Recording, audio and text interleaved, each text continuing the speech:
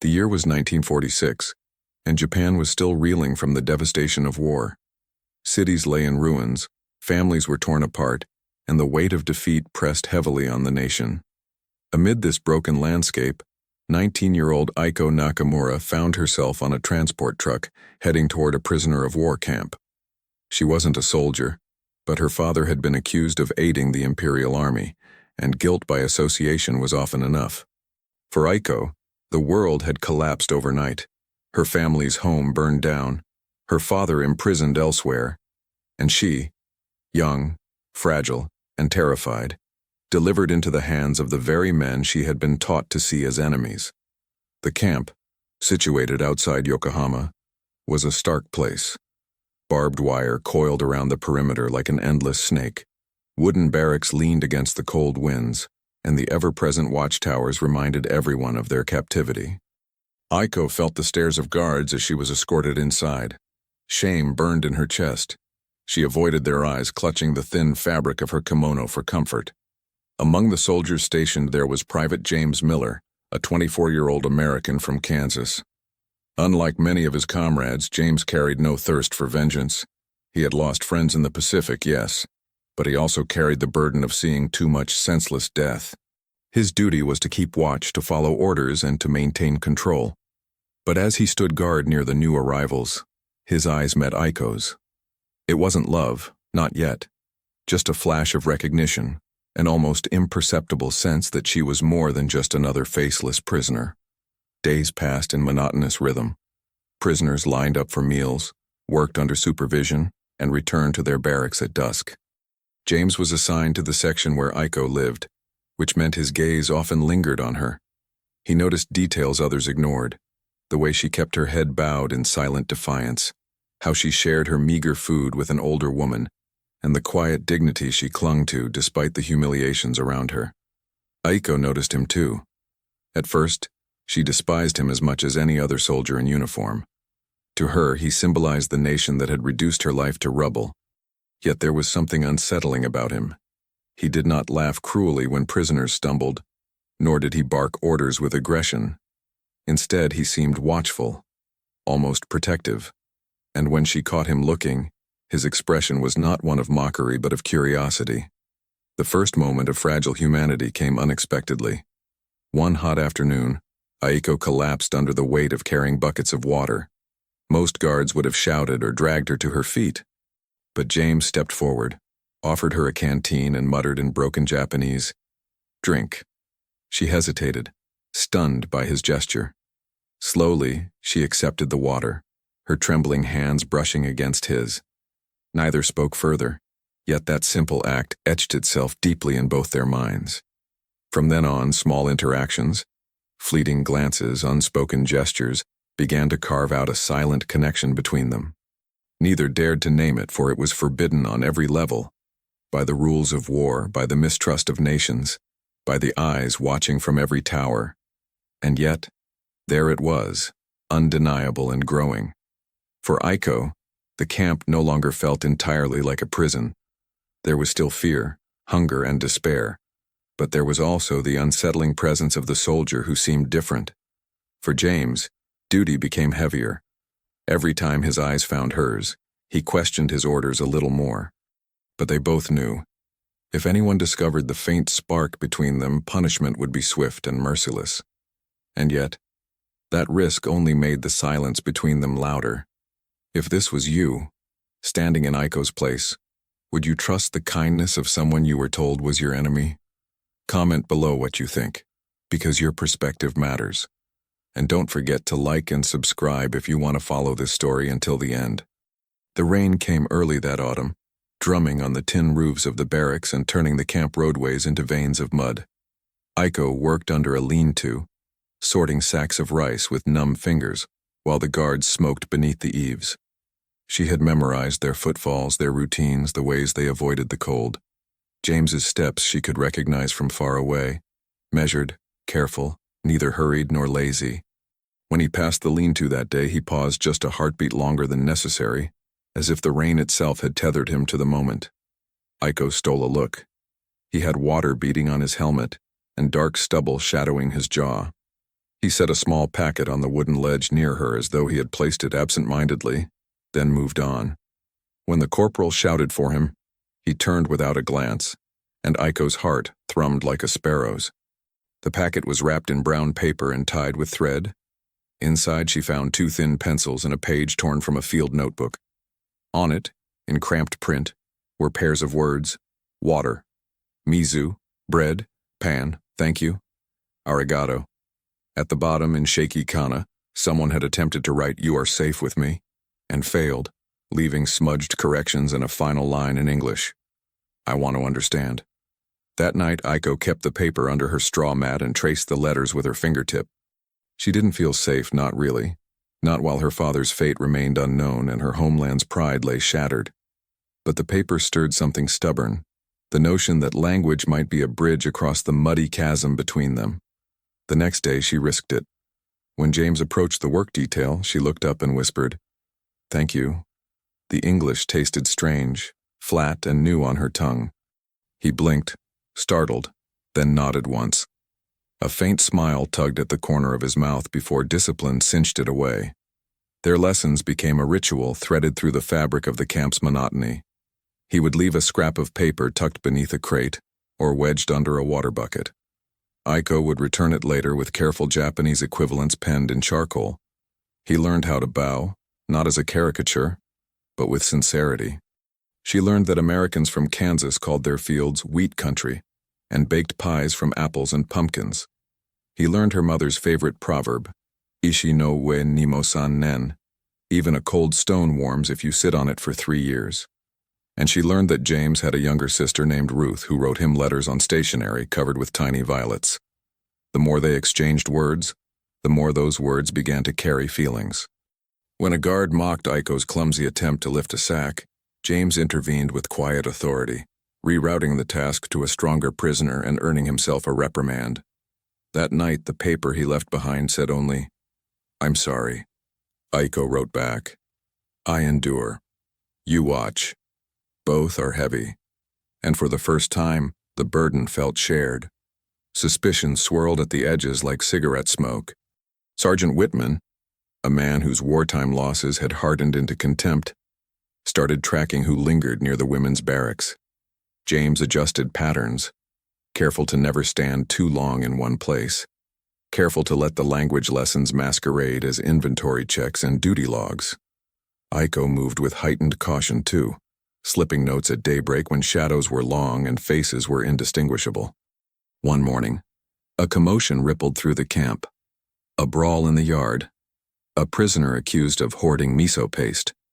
The sergeant made an example of the man. Aiko watched with her jaw clenched while rain diluted the spectacle into a blur of brown and red. She felt anger prick behind her eyes, at the sergeant, at the war that had turned life into theater, at the helplessness that clawed her throat. That night she wrote, "I am not an animal." She left the note inside an old rice sack by the supply shed. When James found it, something inside him crystallized. The war had demanded that he see categories, ally and enemy, guard and prisoner. But the note was a human voice, ringing plain and urgent. He wrote back, "You are Aiko. You taught me your name. May I say it?" The next day, as she passed him a tally sheet for the sacks, she murmured, "Aiko," and then, barely audible, "James." Saying each other's names made everything harder and clearer.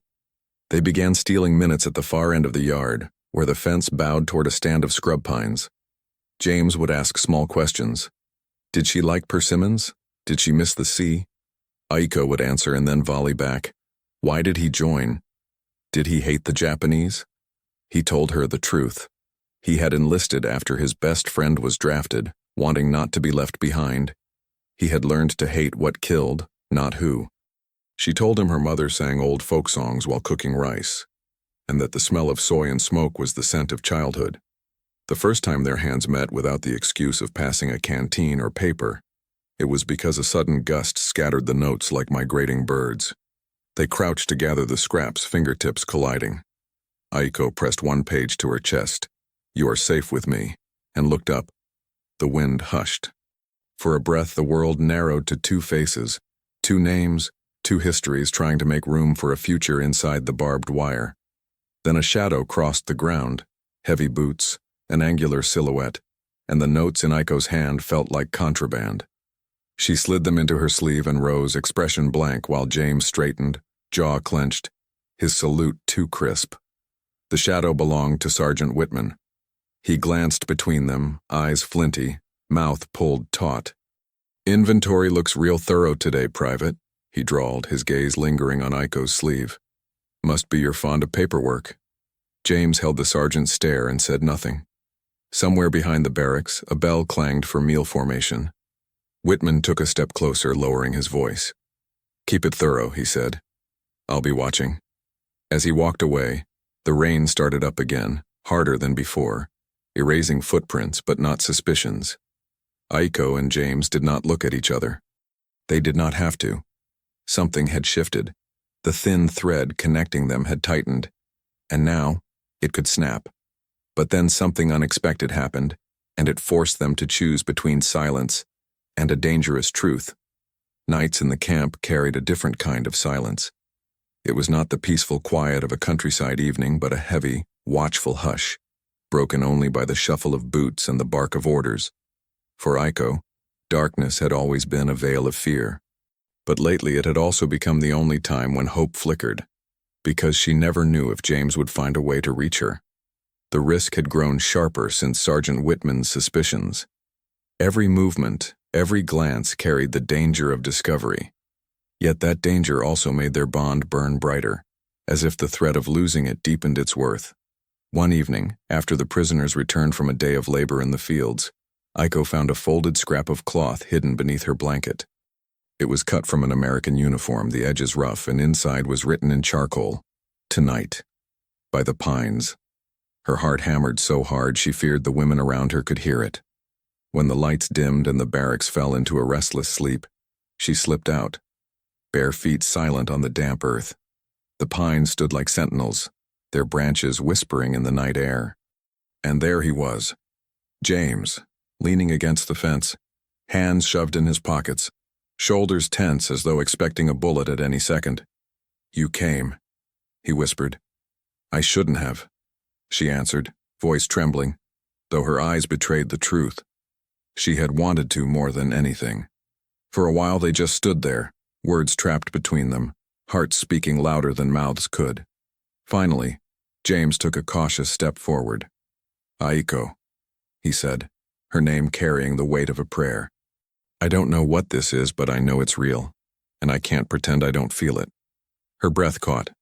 She wanted to deny him, to protect them both, but the ache in her chest betrayed her. "We are enemies," she said softly, as if saying it aloud might build a wall strong enough to resist the truth. "Not to me," he answered. His hand hovered in the air. Then slowly, he let it rest lightly against her fingers. For the first time, she did not pull away. That night, something changed. They spoke in hushed tones, sharing fragments of their lives. His boyhood in Kansas, fishing trips with his father, letters from his sister, her memories of cherry blossoms in Kyoto, the lullabies her mother sang, the dreams of a life cut short by war. Every sentence was a step toward each other, every glance a rebellion. The meetings became their lifeline.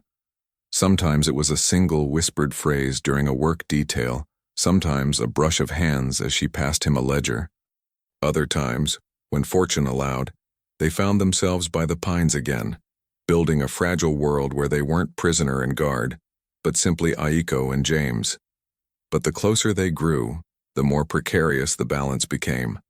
Whitman's shadow stretched over them, his suspicion sharpening into certainty. One morning, James was called into the command tent for questioning. When he emerged, his face was drawn, his jaw tight. He didn't dare approach Aiko, but when their eyes met across the yard, she saw the truth. The walls were closing in. That night, he found her by the fence once more. His hands shook as he pressed something into hers. A small photograph, creased and faded, showing him with his sister Ruth. "If anything happens to me," he whispered, "I want you to keep this, so you'll know I was more than this uniform." Tears burned her eyes, but she nodded, clutching the photo to her chest. "And if they punish me?"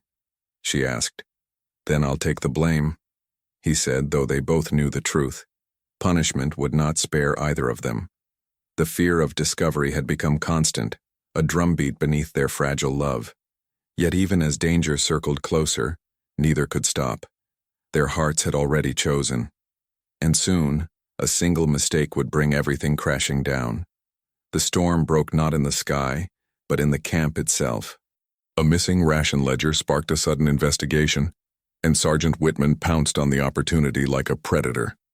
Soldiers tore through the barracks, overturning straw mats, scattering belongings.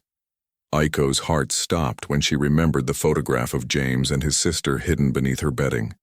When the guards reached her row, she pressed her palms together, praying silently.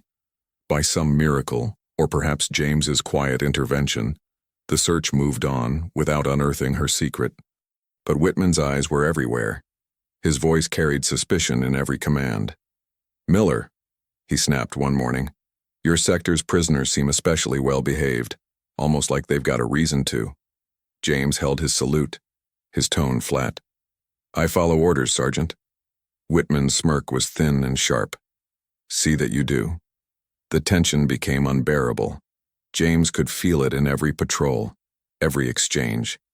He wanted to protect Aiko, to shield her from the cruelty of the system, but protection itself had become dangerous.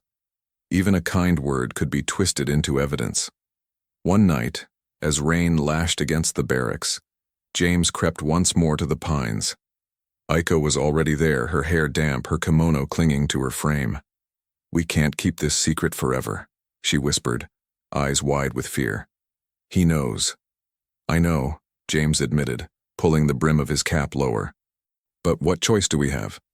Pretend none of this happened? Pretend you mean nothing to me?" His voice broke on the last words. Aiko shook her head, tears threatening. "If they catch us, they will destroy you. They will destroy me. Do you want that on your conscience?" "I'd rather face that than live the rest of my life knowing I walked away," he said, stepping closer. "Don't you see? This isn't just a secret anymore. It's all I have left that feels true." She wanted to tell him he was wrong, that they should stop before it was too late. But when she looked into his eyes that held no hatred, no contempt, only desperate tenderness, her resolve crumbled. She let him hold her for the first time, her face pressed against his chest as the storm raged around them. For a few stolen moments, they allowed themselves to believe in a world beyond barbed wire. But reality struck fast and merciless. The next morning, Whitman cornered James in the yard, his voice low and venomous. "Don't think I don't see what you're doing, Private. You're fraternizing with the enemy. That's treason in my book." James's fists tightened at his sides. "You have no proof." Whitman's grin was cruel. "Proof comes easy when I decide where to look." He leaned closer, his whisper like poison. "Stay away from her, Miller, or I'll make sure you both regret it." That night, James was restless. He couldn't eat, couldn't sleep. His mind turned in circles, trapped between duty and desire, fear and longing. Every option led to ruin. If he obeyed, he'd lose her. If he defied orders, he'd lose everything else. At dawn, he found Aiko again, this time near the laundry sheds. She was pale, her eyes hollow from sleeplessness. He grasped her hands with urgency. "Listen to me. We can't wait for him to act. We have to decide our fate before he does." Her voice was a whisper of despair. "What are you saying?" "I'm saying we leave," James replied. His words came fast now, fueled by the terror of losing her. "I know the patrol schedules, the weak spots in the fence. There's a fishing village just 5 miles from here. If we can get that far, maybe, just maybe, we'll have a chance." Aiko's heart thudded painfully. Escape was unthinkable, suicidal even. Yet the idea lodged itself in her chest like a spark, refusing to die. Could there really be a life beyond the camp, beyond fear? Her lips trembled. "And if they catch us?" "Then at least we tried," James said, his grip tightening. "At least we didn't let them decide our lives for us." For the first time, Aiko allowed herself to picture it, walking free, away from barbed wire, away from Whitman's gaze. It seemed impossible, but so had this love, and yet it had bloomed in the harshest soil. Still, as she looked into James's eyes, one truth gnawed at her. Love gave them courage, but it also made them vulnerable. And Whitman was waiting, ready to strike. The decision had been made. There would be no turning back. The night they chose to escape, the camp seemed unusually still, as if the earth itself were holding its breath. James had studied the patrol routes for weeks, memorized the timings of every guard's steps. He whispered the plan to Aiko in fragments, each word heavy with both hope and dread. "Wait until the North Tower changes watch," he said, his voice tight. "That gives us 6 minutes. We follow the fence to where it dips. I've loosened the wire there. Then we run, fast, and don't look back." Aiko nodded, though her whole body trembled. She carried nothing but the photograph he had given her, pressed against her chest like a talisman. Leaving behind the barracks, the other prisoners, the ashes of her old life, this was a leap into the unknown. But for the first time since the war began, she dared to dream of something beyond survival. The signal came, a faint bell marking the change of guards. James squeezed her hand once before they slipped into the shadows. Every sound, the crunch of gravel, the creak of the fence, felt deafening. Aiko's breath came in shallow bursts, her pulse pounding so loud she thought it might give them away. They reached the gap. James pulled at the loosened wire, creating just enough space for Aiko to crawl through. She hesitated, glancing back at the barracks one last time. Then she slipped under, scraping her arm on the metal. James followed swiftly, and for a moment, the world seemed to open. The forest welcomed them with the scent of pine and wet earth. They ran, branches slapping their faces, roots clawing at their ankles. The village was still miles away, but each step carried them farther from chains and closer to freedom. But freedom was not theirs yet. Behind them, a shout split the night. A beam of light cut through the trees. Whitman. He had been waiting, watching, anticipating the moment they would break. "Stop!" his voice thundered. "Miller, you'll hang for this, and the girl, she's mine to deal with." James pulled Aiko forward, urging her faster. But the forest betrayed them. A root snagged her foot, and she stumbled. Before she could rise, Whitman was on them, his pistol glinting in the moonlight. "You thought you could outsmart me?" he sneered, breath ragged. "You think love changes what you are? She's the enemy, Miller. And so are you now." James stepped in front of Aiko, his chest heaving. "She's not the enemy," he said, voice steady despite the gun aimed at him.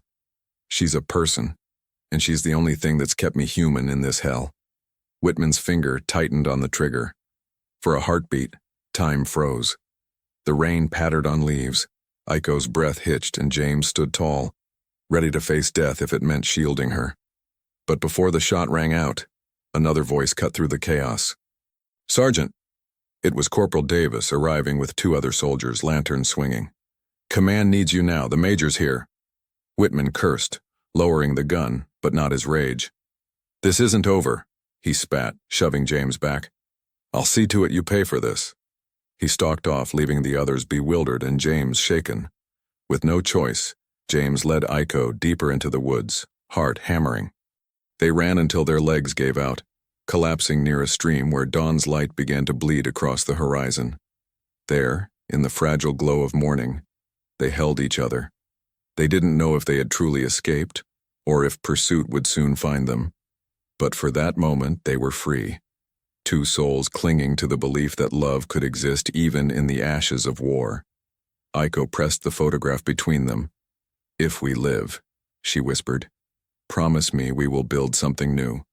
A life not bound by fences or uniforms." James cupped her face, his voice hoarse. "I promise, whatever it takes." The future was uncertain, but one truth had been carved into their hearts. Love, even when forbidden, had given them the courage to defy the world, and perhaps that was enough. Love cannot erase war, nor heal every wound, but it has the power to humanize even the darkest corners of history. It asks us the hardest question of all: would you risk everything for the chance to love freely? If this story moved you, share your thoughts in the comments. Would you have chosen to escape like James and Aiko, or to stay and endure?